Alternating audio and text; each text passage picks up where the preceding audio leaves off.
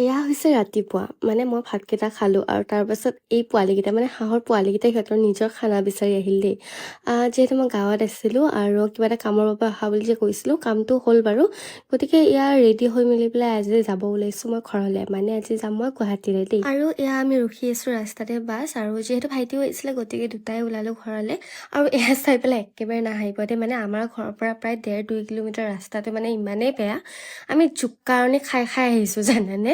আৰু ইয়াৰ ৰাস্তাতে ৰৈ পেলাই কিনি ললো চিপছ আৰু ঠাণ্ডা এটা, আৰু আমিও আহি পালো গুৱাহাটী। আৰু এই নতুন ব্ৰিজখন মানে নৰ্থ গুৱাহাটীৰ নতুন ব্ৰিজখনেৰে কোনে কোনে গৈ পাইছে মোক জনাবচোন, মই আজিলৈ গৈয়ে পোৱা নাই জানেনে। বাকী গাঁৱৰ তুলনাতকেতো গুৱাহাটীৰ গৰমটো অলপ অলপ সহ্য কৰিব পাৰিছোৱে, গাঁৱত এইকেইদিন কেনেকুৱা গৰম পাইছো ৰাইজ।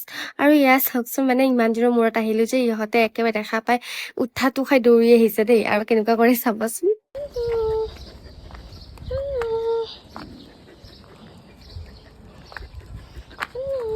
আৰু ঘৰ আহি পায়ে প্ৰথমে মই গাটো ধুলো, আৰু গা ধুয়ে প্ৰথমে মোৰ চকু পৰিল এই খোপা পাৰ্চেললৈকে দেই।